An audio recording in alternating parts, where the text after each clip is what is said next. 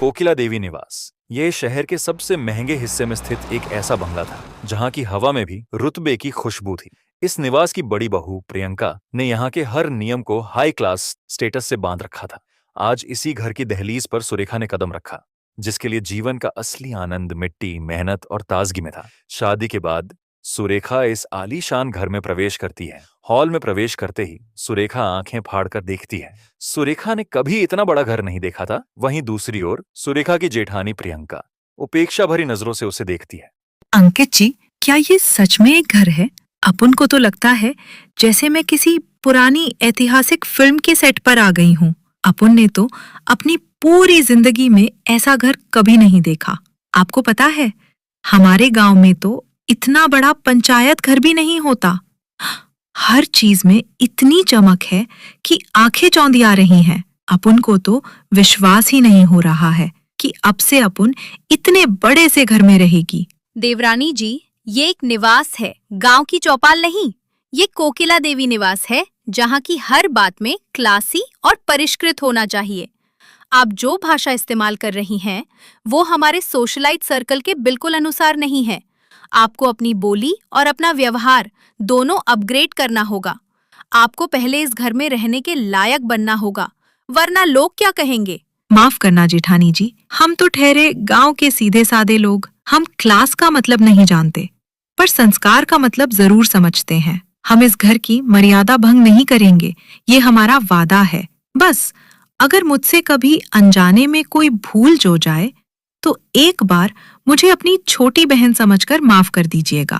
बस बस अब तुम दोनों इस घर की बहुएं हो। सुरेखा, मुझे आशा है कि तुम यहाँ के रीति रिवाजों का पालन अच्छे से करोगी। प्रियंका बहू, इसे कमरा दिखा दो। और हाँ, याद रहे, अब ये तुम्हारी छोटी देवरानी है। इसे भी अपनी तरह हर एक चीज सिखाना। खैर, जेठानी प्रियंका अपनी देवरानी सुरेखा को उसके कमरे तक ले जाती है। सुरेखा शादी के बाद इतने बड़े घर में आकर बहुत खुश थी। अपने कमरे में पहुंचकर सुरेखा खिड़की से नीचे बगीचे को देखती है। अरे वाह, इतना शानदार बगीचा, इतनी उपजाऊ जमीन। यहाँ तो टमाटर की बेले, लौकी की मचान और मेथी की क्यारियां कितनी अच्छी लगेंगी। ताजी कुरकुरी सब्जियां यहीं से तोड़ो और सीधे रसोई में। क्या बकवास कर रही हो सुरेखा तुम? ये बगीचा है मेरी प्यारी देवरानी जी, ये कोई कृषि फार्म नहीं है। यहाँ केवल विदेशी फूल और सजावटी पौधे लगते हैं, जो इस बंगले की सुंदरता को बढ़ाते हैं। अगर तुम्हें सब्जी ही उगानी थी तो गांव में क्यों नहीं रही? अब ये हाई क्लास बंगला तुम्हारी देहाती हरकतों की वजह से मजाक का पात्र नहीं बनेगा। इसलिए ये गांव वाली सोच अब भूल जाओ।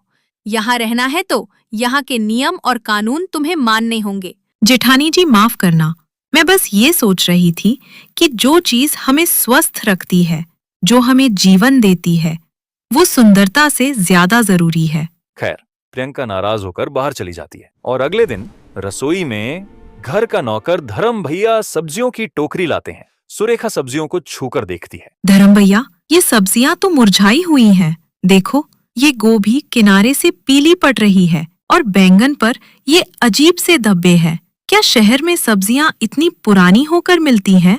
हमारे खेत से तो ताजी सब्जी तोड़ने के 2 घंटे के अंदर ही हम खा लेते थे। तभी सुरेखा की जेठानी प्रियंका वहां आ जाती है। सुरेखा, अपनी इस छोटी सोच को यही छोड़ दो। ये दाग नहीं है, ये ऑर्गेनिक खेती की निशानी है, जो हमारे जैसे अमीर लोग सिर्फ अपनी सेहत के लिए खाते हैं। गांव की सस्ती और मिट्टी भरी सब्जियां तो अनहाइजीनिक होती हैं।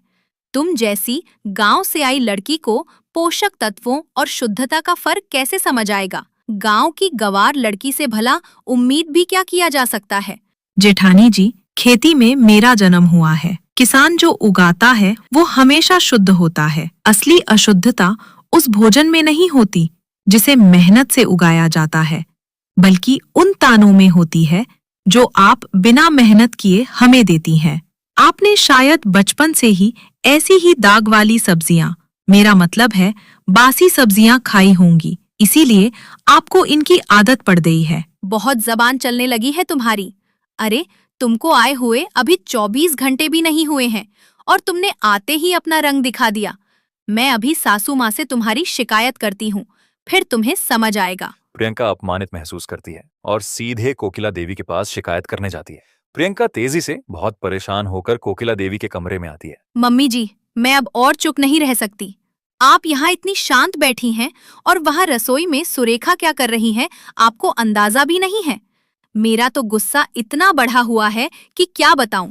प्रियंका, आराम से बोलो, ये चिल्लाने का समय नहीं है। क्या बात है, इतनी घबराई हुई क्यों हो? सुरेखा ने ऐसी क्या बड़ी बात कर दी? बड़ी बात नहीं, उसने हमारी बेइज्जती की है मम्मी जी। सबसे पहले तो उसने बाजार से आई हुई महंगी सब्जियों को खराब बताया। उसने कहा कि हमारे शहर में सब्जियां सड़ी हुई मिलती हैं और गांव में मिलती हैं ताजी। मैंने उसे समझाया कि ये सब्जियां ऑर्गेनिक हैं, बहुत अच्छी हैं, पर उसने सुना ही नहीं। उसने सीधे मुझे कहा कि मैंने बचपन से ही ये खराब सब्जियां खाई हैं। सोचिए तो मम्मी जी, मैं इस बड़े घर की बहू, इतनी इज्जत वाली, और वो गांव की लड़की मुझे ऐसी बातें बोल रही है। ये तो हमारा सारा रुतबा खराब कर देगी। हाँ, ये तो सही नहीं किया उसने। लेकिन प्रियंका, इतना गुस्सा मत करो। देखो, कोई बात नहीं।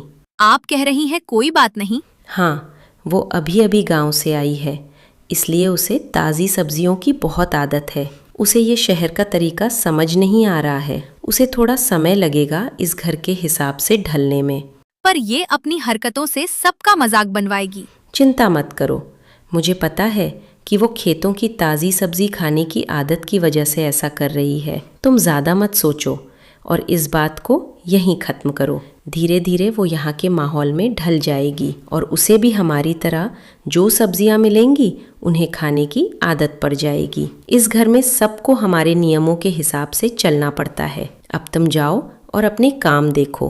खैर, कुछ दिन ऐसे ही गुजर जाते हैं। एक रोज अंकित सुरेखा से कहता है, सुरेखा, मैं तुम्हें देख रहा हूँ, तुम जब से यहाँ आई हो ठीक से खाना नहीं खा रही हो। तुम इतनी कमजोर क्यों होती जा रही हो? अंकित जी, सच कहूं तो हमें यहाँ के खाने में बिल्कुल भी स्वाद नहीं आता। ये सब्जियां महंगी जरूर है, पर इनमें जान नहीं है। मुझे अपने बाबा के खेत की वो ताजी हरी सब्जियां याद आती है। बस, अब और नहीं। कल मैं खुद पास के किसी गांव से तुम्हारे लिए ताजी सब्जियां लेकर आऊंगा। तुम चिंता मत करो। खैर, अगले दिन देर शाम को अंकित घर आता है।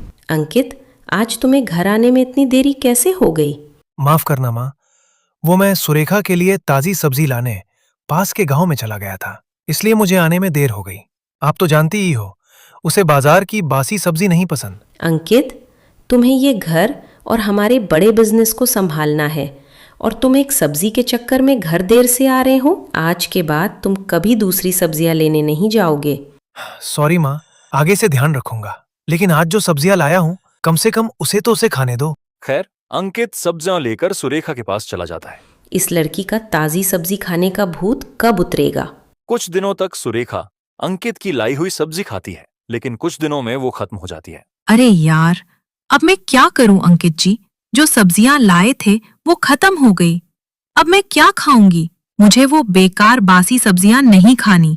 कुछ तो करना ही पड़ेगा। सुरेखा अपने गांव में अपने माँ को कॉल लगाती है और उससे हरी सब्जियां लाने को कहती है। सुरेखा की माँ अगले दिन उसके लिए खेत की ताजी सब्जियां लेकर आती है, जिसको देख कोकिला देवी सुरेखा पर आग बबूला हो जाती है। ये सब क्या है बहू रानी? क्या तुमको हमारे घर में खाने को नहीं मिलता जो तुम अपनी माँ से यहाँ सब्जियाँ मंगवा रही हो? अरे आखिर क्या कमी है हमारे घर में?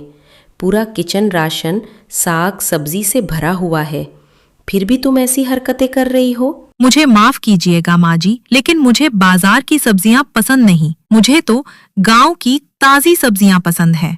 मैं बचपन से ही ताजी सब्जियां खाती आई हूँ, इसलिए मुझे शहर की बासी सब्जियां पसंद नहीं। हमारे घर के पीछे तरफ एक जगह खाली है, आप अगर कहो तो क्या मैं वहाँ सब्जियां उगा सकती हूँ? बिल्कुल भी नहीं। अब तुम्हें बाजार की सब्जियां खाने की ही आदत डालनी होगी। इतना कहकर कोकिला देवी वहां से चली जाती हैं। लेकिन सुरेखा कहाँ हार मानने वाली थी। कोकिला देवी के मना करने के बाद भी सुरेखा चुपचाप घर के पिछवाड़े की खाली जमीन में खुदाई करती है। प्रियंका बाहर खड़ी उसका मजाक उड़ाती है। मेरी देवरानी तो सचमुच मजदूर बन गई। आखिर आ ही गई ना ये अपनी असली औकात पे। मुझे तो डर है ये कहीं सच में किसी दिन यहाँ गाय ना बंधवा दे।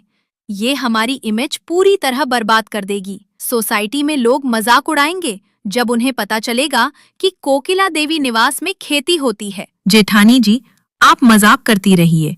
मैं जानती हूँ, मेरा काम मजाक का विषय नहीं है, ये सेहत का विषय है। मैं मेहनत कर रही हूँ ताकि हमें यहाँ घर में ही ताजे फल और सब्जियां मिल सकें। तभी कुछ देर बाद वहां कोकिला देवी आ जाती हैं। सुरेखा, ये क्या कर रही हो? ये हमारे बंगले की शोभा के खिलाफ है। क्या तुम जानती हो इससे हमारी शान पर कितना असर पड़ेगा? माँ जी, सब्जी उगाना कोई गलत काम थोड़ी ना है, इसमें कोई शर्म नहीं। मैं अपनी मेहनत से इस घर में सेहत और बरकत ला रही हूँ। मैं किसी की इज्जत कम नहीं करूंगी, बल्कि बढ़ाऊंगी। कोकिला देवी बिना कुछ कहे नाराजगी से चली जाती है। सुरेखा अपनी मेहनत जारी रखती है। 1 महीने बाद हरी भरी सब्जियों की फसल लहलहाती है। एक रोज कुछ मेहमान उनके घर आते हैं। सुरेखा अपनी उगाई हुई ताजी सब्जियों से बने कई लजीज व्यंजन उन्हें परोसती है। कोकिला जी, ये सलाद तो वाकई बड़ा ही क्रिस्पी और फ्रेश है।